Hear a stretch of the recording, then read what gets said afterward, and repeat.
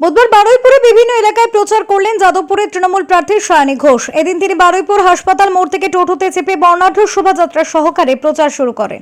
এই প্রচারে সায়নীর সাথে ছিলেন বারুইপুর পশ্চিম বিধানসভার বিধায়ক তথা বিধানসভার অধ্যক্ষ বিমান বন্দ্যোপাধ্যায়, বারুইপুর পৌরসভার পৌরপিতা শক্তি রায় চৌধুরী, উপপৌরপিতা গৌতম দাস এবং বারুইপুর পৌরসভার একাধিক সদস্যরা। এদিন সংবাদ মাধ্যমের মুখোমুখি হয়ে বিজেপি ও এসএফআইকে তীব্র আক্রমণ করে সায়নী বলেন, বিজেপির অন্তর্দ্বন্দ্ব ক্রমশ প্রকাশ্যে আসছে। যাদবপুরের মতো একটা গুরুত্বপূর্ণ আসনে নির্দল প্রার্থী হয়েছে বিজেপিরই এক নেতা, আর আইএসএফ নিজেদের মধ্যে গন্ডগোল করে তৃণমূলকে দোষ দিচ্ছে।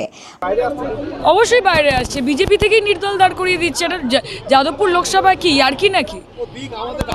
হ্যাঁ, একটা মর্যাদাপূর্ণ সিট। যাদবপুর লোকসভা সিটের একটা আলাদা প্রেস্টিজ আছে, মানুষের আবেগ আছে। এগুলো করে কোনো লাভ হবে না। মানুষ যাকে চাইবে, যাকে ভালোবাসবে, যাকে পছন্দ করবে তাকেই ভোট দেবে।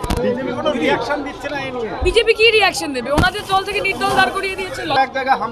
পায়ের তলা থেকে মাটিটা যখন সরে যায় তখন ভাঙড়ে যিনি নেতা আছেন নওশাদ সিদ্দিকী, হি রিসর্টস টু ভায়োলেন্স। ভায়োলেন্স ছাড়া ওদের কিছু করার নেই। ছোট ছোট বাচ্চা বাচ্চা ছেলে, তাদের হাতে অস্ত্র তুলে দেয়, তাদেরকে ভায়োলেন্সে নামিয়ে দেয়।